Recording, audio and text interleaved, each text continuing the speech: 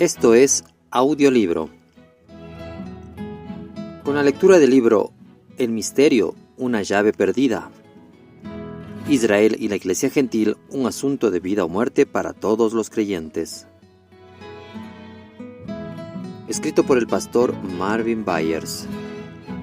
Narración: Christian M.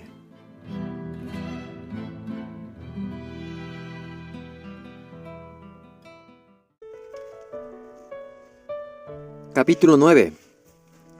Identificación total. Asimilación total. Algunos creyentes declaran que la tierra física de Israel ha sido reservada por Dios como la heredad exclusiva de quienes son judíos nacidos en lo natural. Esto no solo contradice a la Biblia, sino que los gentiles que se convirtieron en israelitas en todas las edades, como Ruth y Rahab, no estarían de acuerdo con una doctrina así. Considere dos de los aspectos principales del pacto de Dios con Abraham y sus descendientes, según se revela en los dos pasajes siguientes.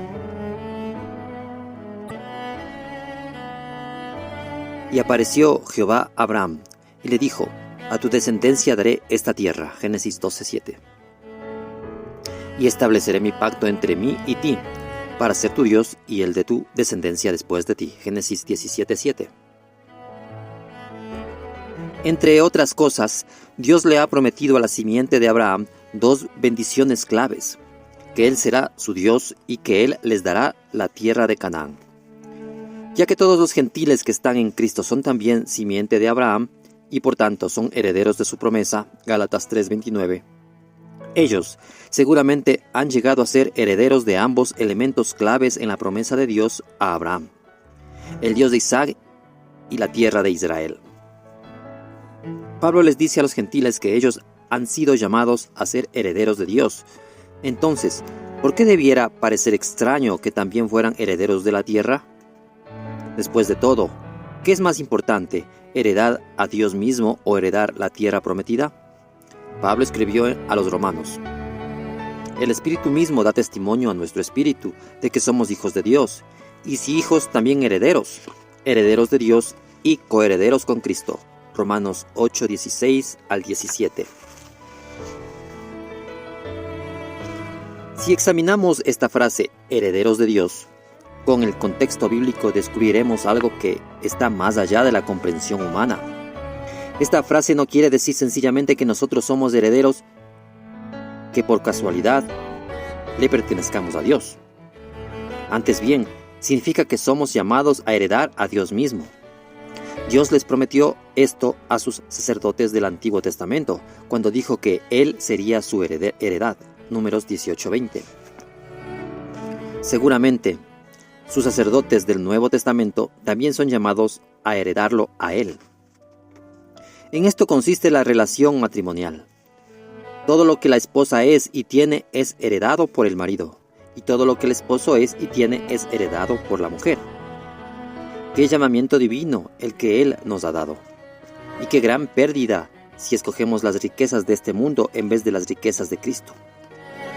En cuanto a la heredad y a la promesa de Abraham, Pablo también les dice a los creyentes romanos: por tanto, es por fe, para que sea por gracia, a fin de que la promesa sea firme para toda su descendencia, no solamente para la que es de la ley, sino también para la que es de la fe de Abraham, el cual es Padre de todos nosotros. Romanos 4:16. Considere el grado al cual Ruth y Rahab heredaron al Dios de Israel y la tierra de Israel. Cuando escogieron identificarse con el pueblo de Israel, junto con sus maridos, ellas heredaron la tierra.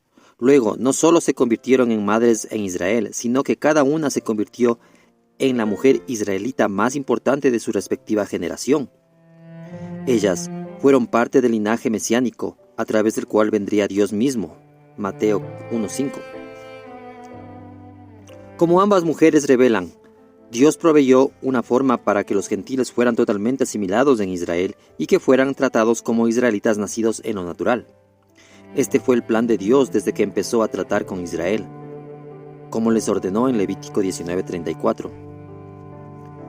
Como a un natural de vosotros, tendréis al extranjero que more entre vosotros, y lo amarás como a ti mismo, porque extranjero fuisteis en la tierra de Egipto.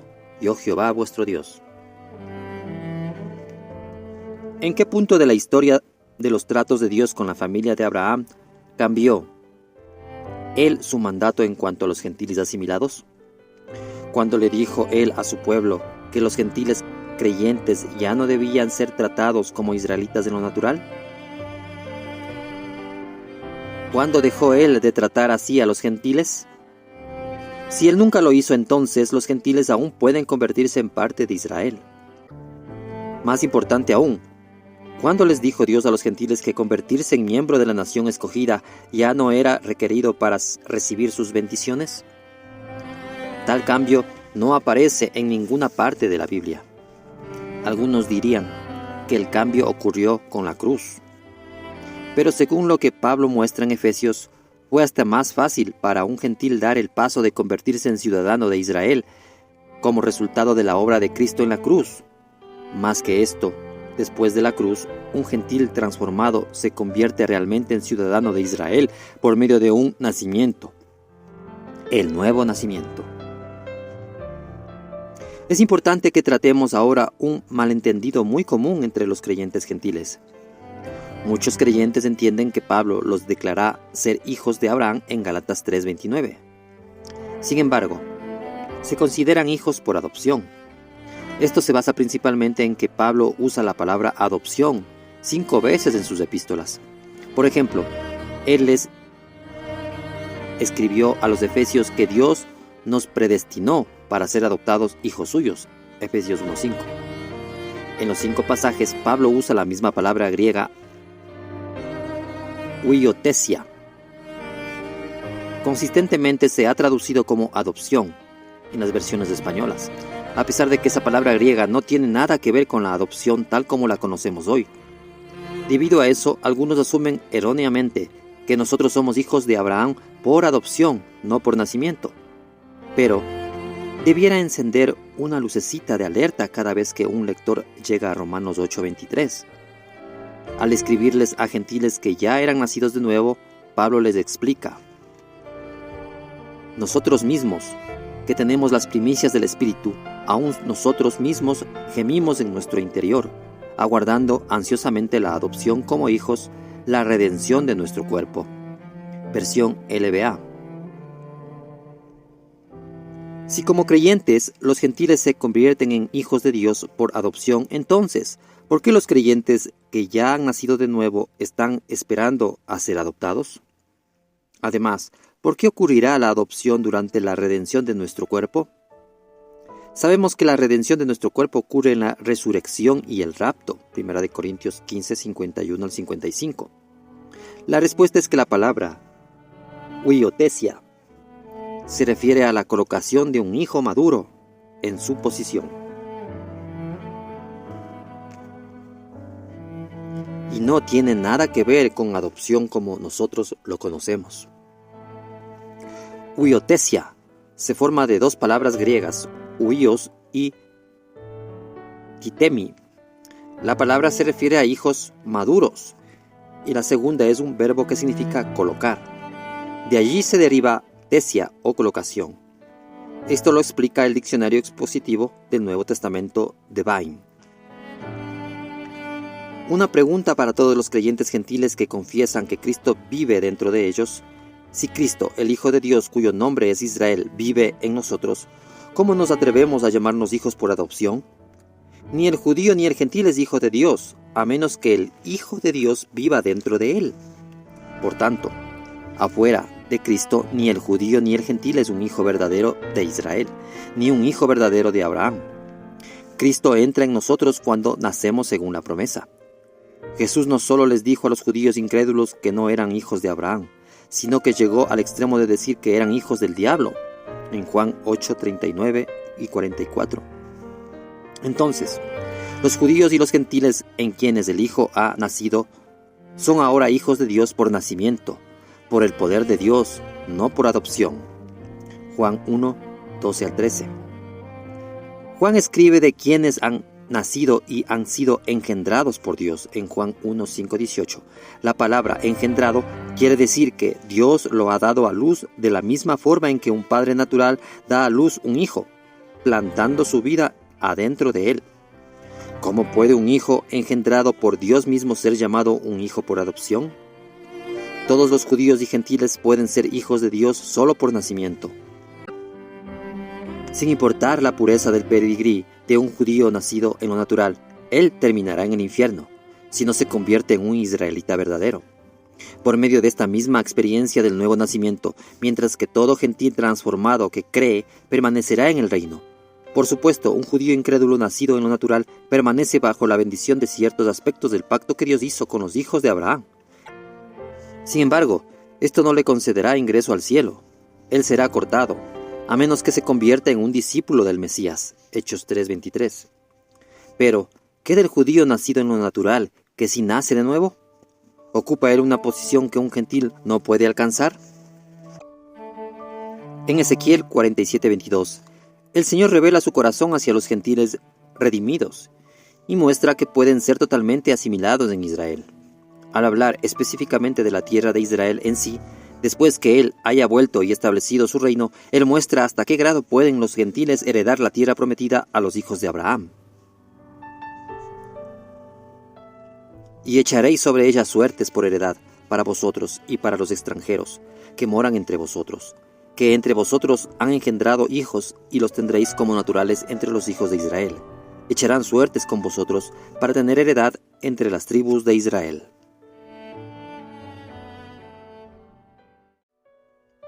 Un sentir de superioridad ha afectado a gran parte de la nación judía durante su historia.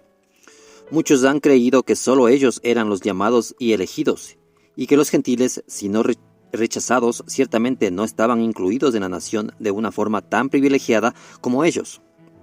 Israel nunca pareció entender su llamamiento a administrar el mensaje de Dios y llevar a los gentiles al reino del cual ellos eran parte, en Génesis 22:18.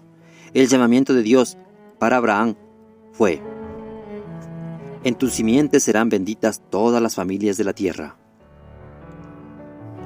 Tristemente, muchos corazones aún creen el concepto de que un judío nacido en lo natural ocupa de alguna manera una posición única en Dios, no disponible para los gentiles creyentes. Esto es así incluso con muchos judíos mesiánicos, judíos que creen en Jesús. Y también es verdad para muchos cristianos gentiles que tienen una idea romántica, pero no bíblica, del plan de Dios para Israel. El orgullo nos ciega. Los cristianos gentiles pueden caer en una trampa similar al tener una actitud santurrona hacia ellos que no conocen al Señor como ellos lo conocen. Esta actitud no es nueva. Esta actitud impidió que Israel cumpliera su llamamiento y hará lo mismo en nosotros si permitimos que persista. Me pregunto si el Señor no le está diciendo a muchos hoy, judíos y gentiles, lo mismo que les dijo a los judíos de su época. Y os digo que vendrán muchos del oriente y del occidente, y se sentarán con Abraham e Isaac e Jacob en el reino de los cielos, mas los hijos del reino serán echados a las tinieblas de afuera. Allí será el lloro y el crujir de dientes. Mateo 8, del 11 al 12. Aquí el Señor sigue revelando su deseo por alcanzar a todo el mundo. Quienes tengan un plan diferente podrían hallarse totalmente afuera del reino en vez de ocupar una posición privilegiada allí. El libro de Ruth no es cualquier historia insignificante acerca de una gentil que se convirtió en una ciudadana de Israel. Más bien, Dios hizo de la historia de Ruth el tema de un libro entero de la Biblia. Entre otras verdades, este libro es la revelación del corazón de Dios por todas las edades hacia los gentiles que amaron a Dios más que sus familias, sus dioses y sus tierras natales. Tampoco es el libro de Ruth tan solo una historia interesante de la búsqueda de Dios por parte de una gentil. Le revela a judíos y a gentiles un ejemplo de los caminos de Dios y, como todos los libros de la Biblia, es también la base para una doctrina sana.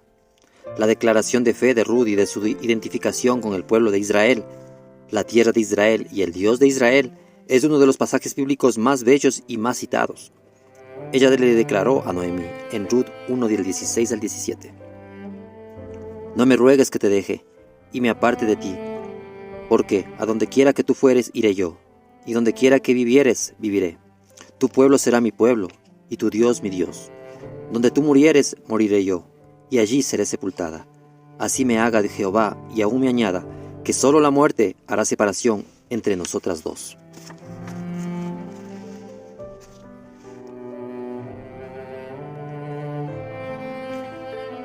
Ruth había visto algo en la vida de Noemí que anhelaba para la suya. Ella llegó al punto en el que se dio cuenta que los dioses de su pueblo eran ídolos inservibles y que el Dios de Israel era el único Dios vivo y verdadero. Estuvo dispuesta a hacer a un lado su orgullo nacionalista y su amor por su familia y amigos, y se hizo extranjera en una tierra extraña, como la familia de Abraham fue en Canaán inicialmente. Estuvo dispuesta a seguir y servir a Noemí, la más pobre de los pobres, para poder participar de las bendiciones espirituales que había visto en la vida de su suegra. Seguramente, cuando ella tomó su decisión, jamás esperó alcanzar algo importante en Israel. Lo más probable es que ella temiera que, a los ojos de los israelitas, ella no sería más que una moabita gentil, que venía de una tierra idólatra. Esta podría haber sido su expectativa, pero no era la de Dios. Amado lector, la expectativa de Dios para usted podría ser también más alta que la que usted tiene. Ruth no es nada más un personaje del Antiguo Testamento, sino ella es incluida en el primer capítulo del Nuevo Testamento como una de las madres ancestrales del Señor. Esta es una asimilación real en la familia escogida. Esta es una ciudadanía real en la nación santa. Y para Ruth, esto se basó en su confesión de fe muy real y de todo corazón, y en su identificación con el pueblo de Israel, con el Dios de Israel y con la tierra de Israel, lo que demostró cuando expresó su deseo por ser enterrada allí. El Señor no le estaba dando a Ruth lo que los Estados Unidos le da a los nuevos inmigrantes, una green card, que le permitiera trabajar como extranjera en Israel. Él no estaba considerando para siempre a Ruth a un lugar inferioridad en su familia. ¿Será que Ruth la gentil aún tiene un mensaje para los gentiles de la edad del Nuevo Testamento? ¿O este mensaje no tiene ya importancia? Entre un listado de 40 hombres que aparecen en el primer capítulo del Nuevo Testamento, solo se incluye a 4 mujeres. ¿Será doctrinalmente inconsecuente que 2 de las 4 sean gentiles, que fueron totalmente identificadas con Israel y que fueron asimiladas totalmente en Israel? Es altamente probable que el Espíritu Santo empezara de esta manera el Nuevo Testamento, en parte como una expresión escrita de lo que el ángel de Dios expresaría oralmente después, la noche cuando Jesús nació. Os doy nuevas de gran gozo, que será para todo el pueblo. Lucas 2:10. La palabra griega para todo se refiere a todos los hombres, como lo traduce Hechos 22:15. Entonces, el mensaje de los ángeles incluye a judíos y a gentiles. Ambos pueblos fueron privilegiados de ser parte de su genealogía del Antiguo Testamento, y ahora ambos son llamados a ser parte de su cuerpo neotestamentario, la Iglesia.